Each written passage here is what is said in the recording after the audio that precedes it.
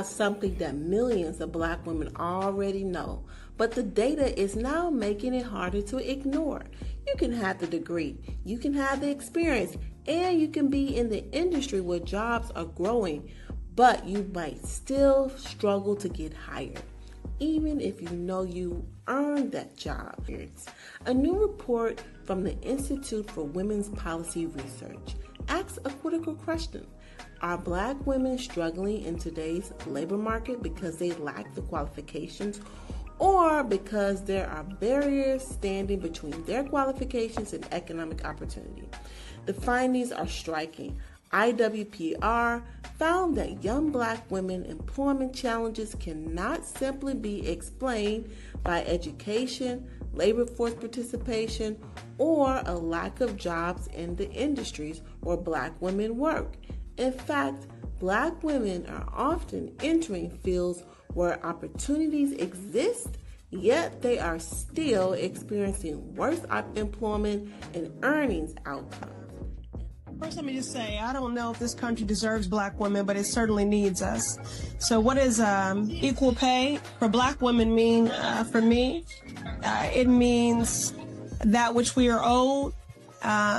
It is an acknowledgement of the value of our labor and our contributions, but really more than anything, what it means is freedom. It's dignity, it's peace of mind, and it's long overdue.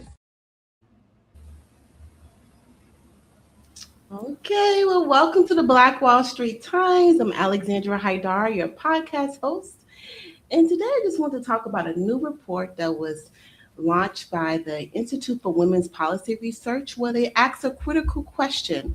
Are Black women struggling in today's labor market because they lack qualifications, or because are the barriers standing between their qualifications and economic opportunity? Are there barriers standing between those two? So today we are joined by Dr. Chatterjee. She comes to IWPR with a strong background in academic research, having worked across universities and research institutions in the United States, the United Kingdom, and India. And her expertise is in labor economics and education policy. And we also have Dr. Turner, and she's a senior research associate at IWPR, where she works to break down barriers to education for student parents, and advance inclusive, equitable workplaces for Black women. So thank you so much for joining us today at the Black Wall Street Times. And I'm just going to jump right into it, but I'm really happy to see you guys do this report. This has been on social media, on the news, so we have research to back up the discussion, and we're just going to jump right into it. So Dr. Turner, you, in this report, your report is called Barriers and Not Bootstraps.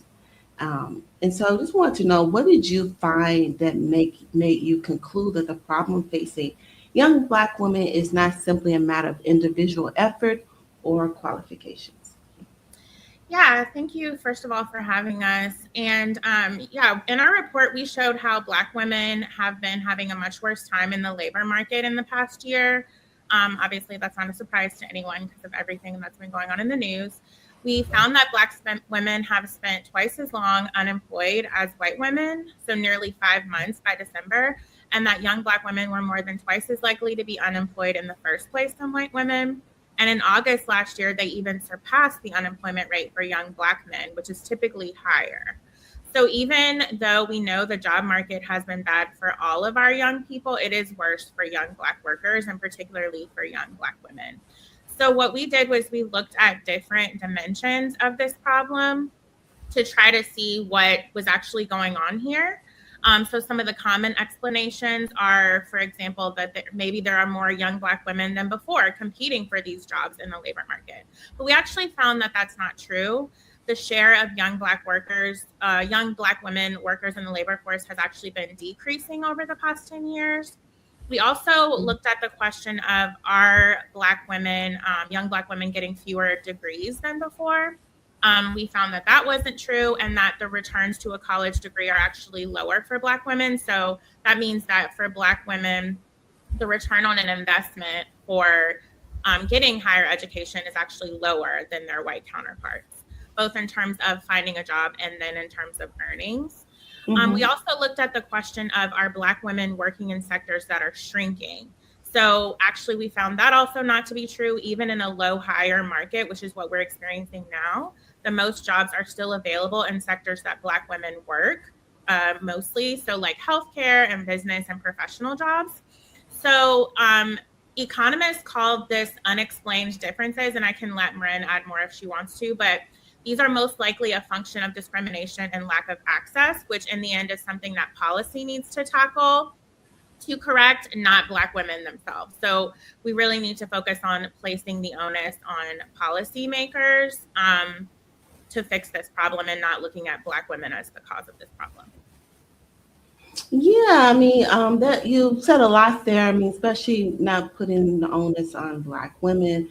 But Dr. Chatterjee, can you just talk about just the role of the private sector, what they have, what they can do more to do this? Because in some ways, a lot of people think that they are being complicit by not hiring more Black women or just going along with the political climate that we're in instead of challenging it.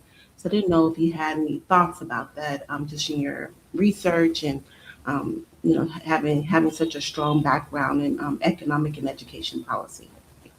Yeah, so I think also thank you for having me. I'm so happy Yeah. to be here. I think it's um the when you start digging into the numbers and looking at the research of like all the inequities that exist and trying to rationalize like the cause behind it, there's just so many compounding factors at play here. So I know you're specifically asking about, what can private employers do, but it's the first thing that we talked about and Jennifer just mentioned is also like getting to those jobs in the first place is harder for Black women than other groups. But then, and that is, that can be a lot of different issues as well. And one of which can be like discrimination within the hiring process. And, we haven't started looking into this because it's new, but there have been studies that have also shown that the increase of AI in screening processes is biased against women of color and other marginalized communities. And so, there's so many things that the private sector could be doing differently or all employers could be doing differently as an individual and making the entry process into these jobs more equitable, and then once you have the workers in your company, you could be providing them with more pro-worker policy like flexible work and paid leave, which is all things we advocate for, which also help Black women to stay in these jobs that they're unable to get in the first. They're harder to get in the first place. So there's a lot of things that uh, employers can do on an individual level, but we're also trying to shine the light at like the systemic issue of access into these jobs in the first place with our work.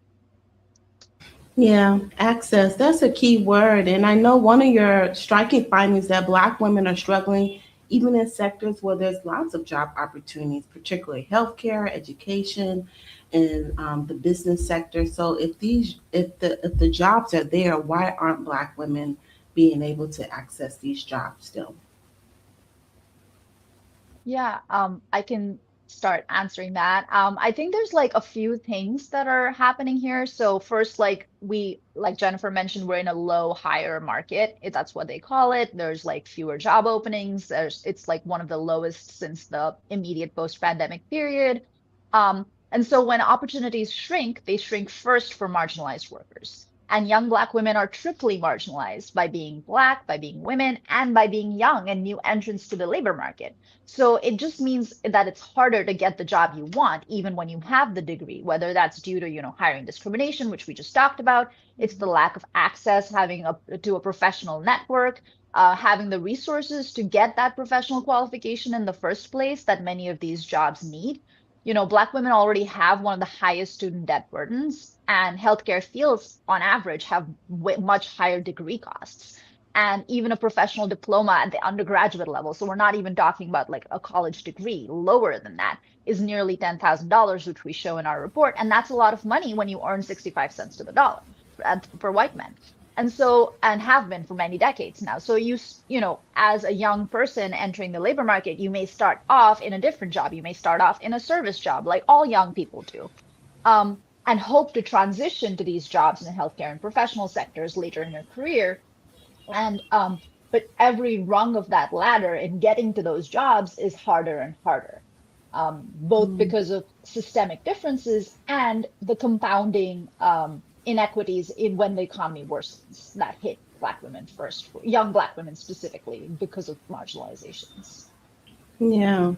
Yeah, I mean, Black women for sure have multiple barriers when it comes to advancing professionally. I can speak personally to that. And a lot of Black women are like turning to entrepreneurship, freelancing, consulting, joining this quote unquote creator economy. And so some people see this as genuine economic empowerment because they are taking charge of the opportunities instead of waiting for opportunities to come to them. But do you think that being pushed into entrepreneurship because traditional employment isn't providing opportunities? Do you think that is like what is your position on that? And is that something that we should be celebrating as a remedy to these lack of opportunities and say, hey, just start a business. I mean, that is something see a lot in developing countries where you have such a large like informal economy because people can't find traditional jobs. So just kind of want to get your take on that, Dr. Chatterjee, since you had such a strong international background. So we've already have something in common. Yeah, just want to get your opinion. Yeah, and I know that Jennifer also has thoughts on this, so I'm gonna Yeah, quickly yeah. answer that and let her Okay. jump on that. But I think um, honestly, of course, women are looking to whatever options they have to survive because we also know that Black women tend to be primary caregivers, so like they need to like have earn an income. They want to have a career. Like obviously, we all are career-driven, ambitious women. Like when those opportunities get smaller in the formal economy, in like employment in the labor market becomes harder, you want to access these other opportunities. But I just want to say, like, I personally, of course those should exist, but that should not be the only way. And like we should be working to make the economy more accessible to marginalized women. I mean, coming from a place where there is a huge informal economy, there's a lot of opportunities for the policy, like the work-life balance, the policies, everything to be much worse for you in an informal economy. There's a lot less regulation. So, of Hmm. course, you have independence, but you also have the opportunity, once you're expanding, to be exploited by larger corporations that you're potentially like selling your work to or your labor to. And so an informal economy can be a patchwork solution sometimes, and you can access other opportunities via entrepreneurship, but it cannot be the only way that we allow for women's full participation in the economy. Yeah, I Yeah. mean, there's. Oh, Oh, go ahead. Go ahead. I'm no, no, sorry. no. I was just going to add, I agree with everything that Mrin just said. And I want to also add, like, two things can be true. I think we should celebrate, obviously, Black women's resilience and creativity and all of these things. But we also need to acknowledge that in the like employer based insurance, like with the fact that health insurance, for example, is tied to employment in the United States and all of these things, relegating Black women and other marginalized women to entrepreneurship potentially can put them in a more precarious position. Obviously, we know that there are a lot of successful businesses that Black women have, but pushing Black women out of the labor market is a really huge problem that needs to be addressed, especially when we've seen so many cuts that have disproportionately affected Black women in the federal labor force, jobs that used to provide access to the middle class. So we still need to address this issue while we can still celebrate the fact that Black women are entrepreneurs and creative and all of those things. Yeah, yeah. I mean, we definitely have to look at the bigger picture, and the informal economy is just that's really touching for me because I just know that, like you said it earlier, having access to healthcare and just financial stability is really important. And so, what are the ripple effects? Like, if Black women are pushed out of the workforce, what are the ripple effects? Like, how does this impact the retirement sector? How does this impact our overall GDP? If this is going to be the permanent way to address our economic policy, because that seems like that's the direction that this administration is going, what are the bigger ripple effects? Well, whoever wants to jump in. I'm gonna let Mrin start with that one just because of like questions like GDP, and then I can add. Okay. Yeah, for sure. I mean, we are just purposefully making it harder for a larger, like in very basic economic terms, we're just pushing people out of the labor market that are willing and able to work. So that just seems like, no matter where your politics lie, a bad economic policy. Because you're letting go of like these people that are able to work, they want to work, they are, they pay into the social security system, they pay into the tax system, and obviously contribute to the overall economic growth. But I think like the specific ripple effects that we have often seen with are not the I think they're more important to pay attention to because Black women are often called the canary in the coal mine, and the trends that we see for the overall economy, we first start seeing them with Black women because there's a they're like first fired, last hired. There are all these like sayings Mm-hmm. about how they're the first to bear the brunt of when things go wrong. And that just means like it's not just Black women we are pushing out. Eventually, this was going to be what happens to all women because when target DEI, that isn't just for a very specific subpopulation, it impacts many marginalized communities. And so that just means that in the end, you are going to have all these restrictions. And one example I can give you also from my other work at IWPR is that the gender wage gap. So we measure that every September, new numbers come out from the census. And last year, we talked a lot about how the gender wage gap for all women, so that's what women earn compared to men, has been widening across the last 2 years. And it's been the Mm-hmm. first time in a long time that it widened consecutively over 2 years. So, like, things are getting bad for women. But what we also want to say is that the gender wage gap for Black women, so what Black women earn compared to white men, has been increasing for the past 3 years. So that had Hmm. started earlier. So that's a sign, and that's like a very tangible example of seeing like things we may be like, obviously we want to focus and uplift Black women and be able to have their full participation in the economy, but that also bodes badly for everybody, for all women, for all workers, and other marginalized groups as well, and in the end, the economy. So that's not the only reason why we should be focusing on this, but that is a very natural consequence as well of these policies. But I'll also let Jennifer weigh in.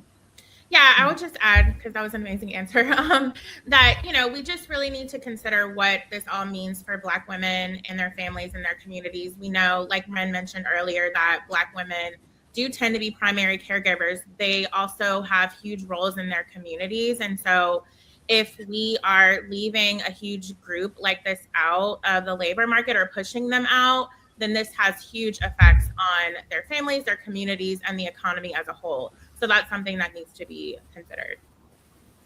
Yes, for sure. I mean, you mentioned something about like white men and DEI policies, and I know we're in this the political environment that we're in that white men are the real victims, if you will, of discrimination, particularly when it comes to DEI policies. So, I mean, how should civil rights advocates respond to this growing like reverse discrimination argument without losing sight of the documented disparities facing Black women? I just want to get your perspective on that because that is like the argument now. It's like white men are the true victims, even though most of them are the managers, the senior executives.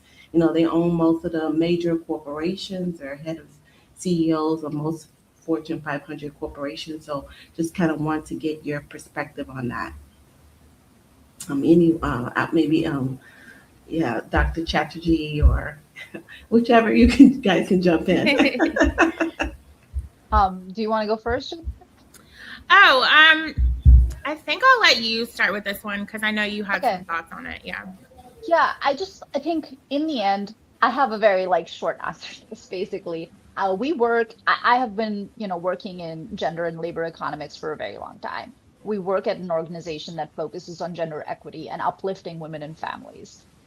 So we have to be loud in saying that anti-discrimination policies are vital for an economy that works for all women. That's one of our priorities, and rolling back anti-DI policies that help protect our most marginalized women, getting rid of EOC data, for example, that keeps employers accountable in their hiring and retention policies. All of these are ultimately obviously going to disproportionately hurt Black women, as we are highlighting in our research, but it hurts all women and it hurts marginalized workers overall. And so what it does is it bolsters an economy for the few and not the many. And that's just antithetical to my work and our work as an organization. So, Mm-hmm. we have to be loud in saying that um, we have to have policies address the inequities in the labor market and, not political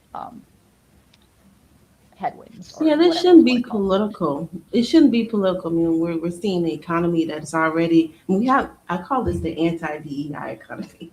And we're seeing the impacts of that. So I just kind of want to get your perspective, Dr. Turner, with the whole reverse discrimination. Why aren't, if Black women are considered like the canary in the coal mine in terms of indicating the future or the projection of our economy, why aren't Black women labor and looking at that statistic like the center of how we manage our economy or the center of how we develop our economic policy as a country? Yeah.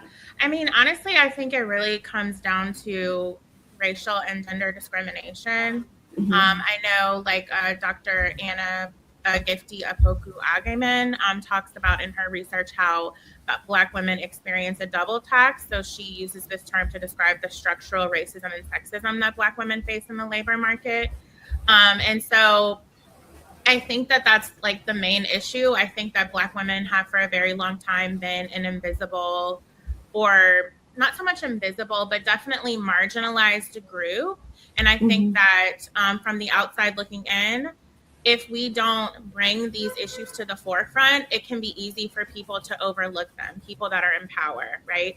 And I think, going back to what you were asking earlier about reverse discrimination, I think the real issue is white men may feel like they're losing power because maybe they're not getting as much attention in the media as before, or because more and more conversations have been about rectifying this centuries old discrimination that marginalized groups in the US, particularly Black women, have been facing.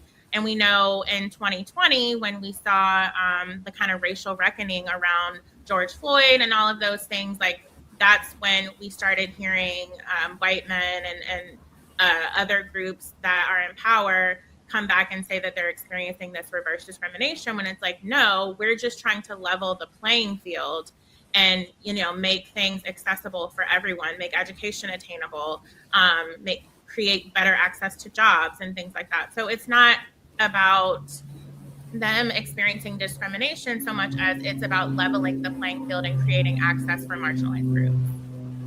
Yeah. Yeah, I mean, it's, Sorry, oh, go just ahead. Yeah. really quick. I wanted to throw a stat at you because I was like, that's my quant brain, and I knew I had this somewhere. But Mm-hmm. and also, we can share more resources afterwards. But IWPR has been doing work on all of these things as well, so there's like lots of resources. But in terms of what you said, like, white men tend to be in positions of power. In general. So we have looked at, proportion of workers that hold managerial jobs, and white men are by far the largest group. Yeah, Like yeah. most of them are able to transition into managerial jobs and positions in their career, and it's lowest, obviously, unsurprisingly, for Black and Brown women. So, this isn't like they may feel like Jennifer said they're losing the battle or whatever, there's anti-backlash, but that's not what the data shows. The data still very much shows that they are in the position of power. So, and they're doing better than all other groups, especially, Black and Brown women. So, the, Mm-hmm. the facts don't corroborate that feeling. Yeah, we also have to acknowledge that there is a demographic shift. I mean, in we say like 2045, in the next 20 plus years, it's going to be a majority minority country for the first time. Black, I mean, white America will be the minority. So, do you get the sense that these policy shifts is trying to kind of cushion what's going to happen in the future when it comes to like a demographic shift? Or they fear, there's this fear, this white fear, if you will, that things are going to be pushed on reverse. They're going to be the one discriminated, so now they need to step up efforts to like protect their turf, if you will. before the tables turn. I don't I don't know. know. Do you want to say something about that, Jennifer? I just like I have a lot of thoughts, but they're mostly anger, so I don't know how to like Uh-huh. translate them into a polished I response. don't. And I But we'll also give just you think time. I just think it's also, saying that you're going to become the minority, and this isn't just a US specific thing, by the way, it is Hmm. xenophobia and, Yeah. racism No. is on the rise across most of the world. Um, Yeah.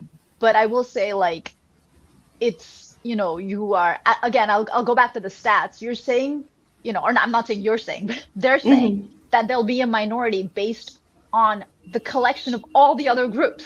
You know what I mean? Hmm. So it's Hmm. like white versus non-white. All of the non-white groups, like combined, are going to take over one group. That's even if that's true, even if that's the way that the demographic shifts happen, you are lumping everybody that's not white into one big group. You're not like no one racial or ethnic group is going to surpass white folks, but you're phrasing it in this language of reactionary, like it just like I Like don't it's know, like it's revenge politics. Like you right. oppressed It's us, not so now even we're gonna oppress you. it's not even accurate. And Hmm. I'll just say this personally, these are my personal opinions, just had the lived experience of being a brown woman in the world. It's just hard to sympathize with feeling like, oh, you're oppressed now. It's just like, I don't know, you know? But Hmm. that's an Yeah, aside. That's especially when just we're me. still seeing the consequences of being kept, like Black people not getting access to wealth and things like that. The racial wealth gap still being so huge, and then the student debt crisis and the disproportionate student debt burden that Black women face, contributing even more to that racial wealth gap. Like Mrin is saying, the data are just not corroborating that story. Hmm. Yeah, it should be all about data. We should be pushing policy based on data, not like ideology. But that is another whole conversation. And then speaking of student debt, your research shows that Black women carry some of the highest student debt burdens, particularly in fields such as healthcare. So, what happens economically when a woman takes on significant debt to qualify for a career, but they cannot find a job that provides that expected return? So, I just kind of want to kind of double down on our discussion on the student loan debt crisis. Yeah. I start with Dr. Charity.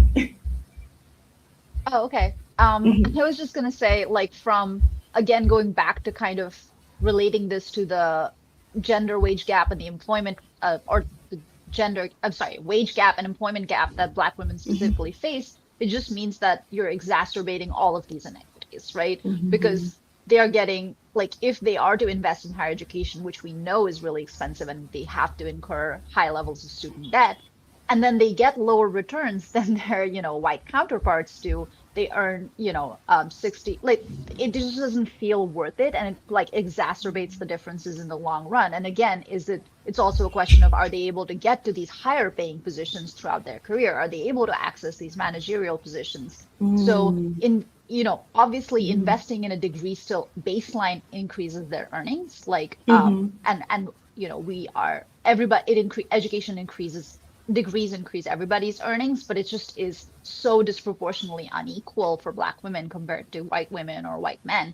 And so it just kind of increases this racial wealth gap that we're talking about. But I know Jennifer's the expert on student loan debt between the two of us, at least, and definitely the org. So I'll let her talk a little bit more about the details of that as well and how policy can address Yeah, these can you talk a little issues. bit about the because the Trump administration has overhauled the whole federal student loan system by ending the Mhm. Biden era SAVE plan. So, I mean, I know that's one of your policy recommendations to address the student debt crisis. So how do we kind of overcome that, given the political moment we're in?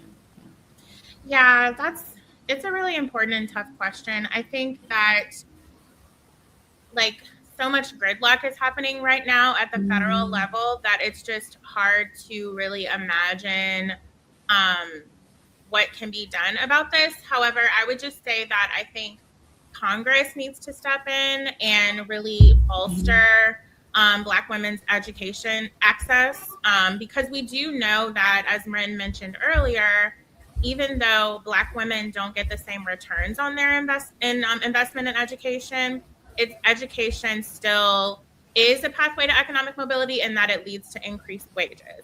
So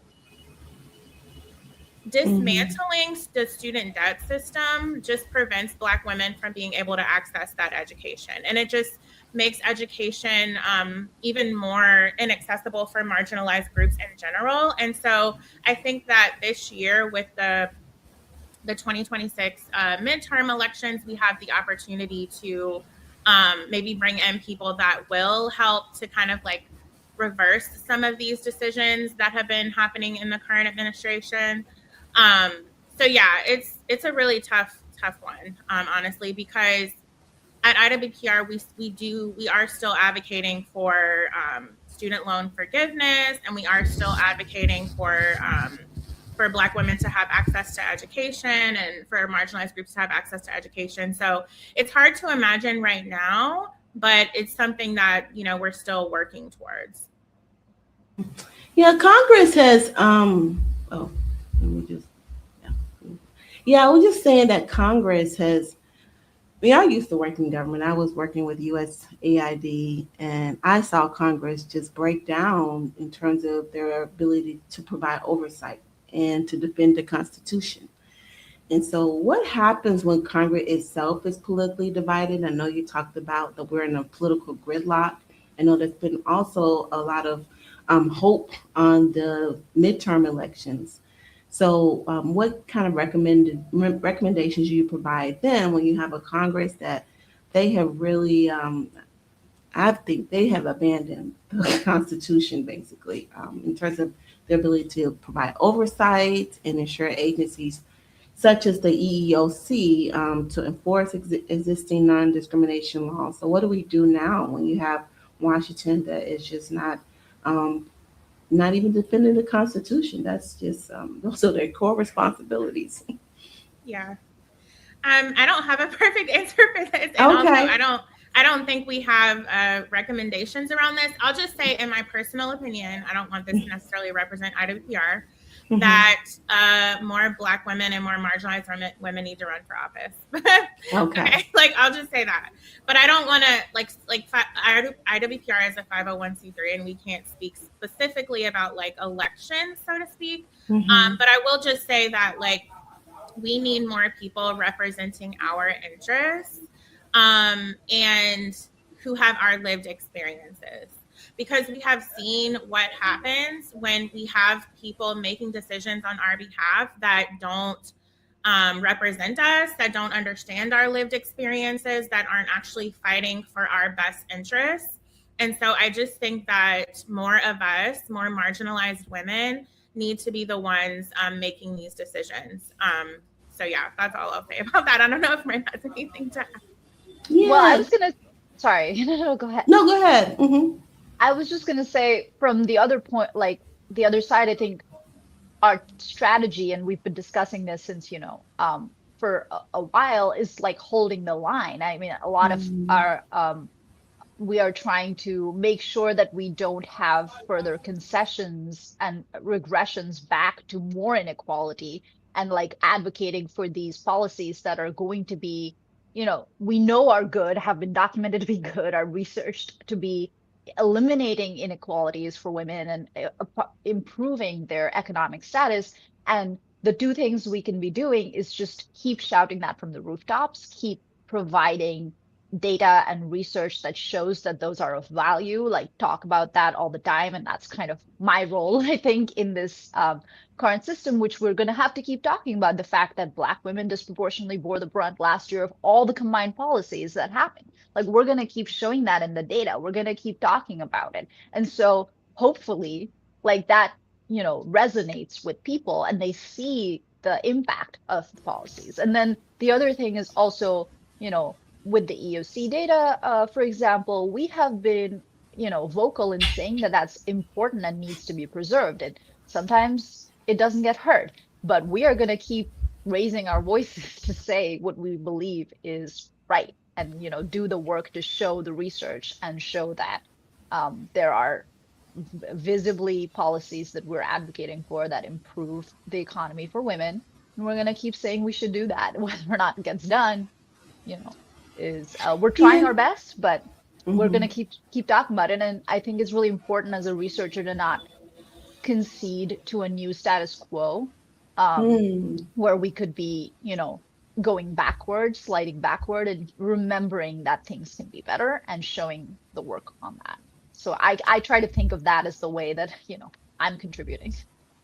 Yeah, for sure. And I'm sure you guys are being called to Congress. I mean, are you working with private sector to present these findings to try to urge them to take a greater role instead of they've been pretty complicit in this administration, which has been quite disappointing. Not extremely surprising, but it has been disappointing. So just kind of curious to know like how you're working with the private sector to show that this is good policy. Hiring Black women, having a inclusive workforce is just better for all of us. And then also connecting, talking to Congress, having congressional hearings about your data. Just curious how you're doing your own advocacy work. We do regularly, we have relationships with many people on the Hill. We do regularly, especially our senior vice president of research and chief economist. She does speak on the Hill in these types of hearings. She recently spoke at an event for Black Women's Equal Pay Day where Congresswoman Ayanna Pressley was there. And so we do have those opportunities a lot. Not so much with the private sector. We haven't leaned into that area yet. I'm not sure if that's an area that we will look into in the future, but potentially, Mrin and I are on the research team, so we do most of like the data and analysis and research. But I agree with you that there is a huge opportunity to like bridge that gap with the private sector and definitely try to work with them to eradicate some of this, because it's not just all going to fall on Congress, and we see that like not a lot is getting done there right now. Yeah, yeah. I mean, Congress has been quite disappointing, and so now, is there like a strategy instead of waiting for Washington? How are we building protections at the state, local, and employer and community levels? Like, are you maybe working with state officials or city officials to try to get them to address Black women labor issues? Because I'm not really even hearing it in the election cycle. I haven't heard like local politicians. I live in Montgomery County, but in the DC area, really talk about the loss of Black women in the workforce. Um, yeah, this is an opportunity to talk about another project that we do at Hmm. IWPR, which is called State Policy Action Lab. And so Okay. it's essentially like a dashboard, a website that you can access that has data on a bunch of different Hmm. indicators to do with equitable working wages, reproductive rights, and it has them at the state level and like up to date. But it also tracks legislation that we think help women and communities in each of these buckets. And, we update it weekly for every session that is happening. And so that is a resource we're really proud of. And we do Hmm. reach out and work with a lot of state level partners that other Hmm. specific advocacy partners that want to use this information to make a case at the state level, at the local level, to their council members, to their politicians, to just say, hey, we just got the newest data. This is what it shows. We want this policy to be forwarded to improve this, or like, so that is an area that has a lot of state level partnerships on our end that we, work for. We recently worked with, I think, Michigan. Last year, I worked with the North Carolina Council for Women and Youth. And so these are ongoing partnerships that we want to preserve, that, also look at the state level outcomes. And we know that the fight can be there sometimes, and wherever progressive policy is advanced, that's where we want to be. So we want to make it easier for whoever wants to use research to back up their arguments to access it. And so that's a place that we are, maintaining relationships. Okay. Well, yeah, I mean, this has been a healthy conversation. If I can, I guess my last question is like, if we can, like, really push the private sector and Congress and other politicians to take this issue seriously, what do you think needs to be done? Like, with civil rights leaders, with creators, with Black women entrepreneurs. I mean, how do we make this issue central to improving our economic policy so that it works for everyone? If you had to give a specific message to maybe someone on Trump's economic team, like how can we make this really hard hitting issue? Because the economy is bad. We see what's happening. People still can't find jobs. Everyone is suffering, actually. Not even just Black women, but we're first, but definitely. So I just kind of want to get your perspective on that. Yeah, that's an interesting question. It comes down to like how we can connect this message and this issue to other people's interests. And I think that, the phrase money talks, right? Like, I think when we're thinking about people in power, especially in this administration, a lot of them are wealthier. Maybe thinking about how this issue connects to their bottom line. So we know that we have a consumer-based economy. If Black women are being pushed out of the labor market, that means they can't spend as much money. We know that Black women consume a lot, specifically in certain industries like the beauty industry.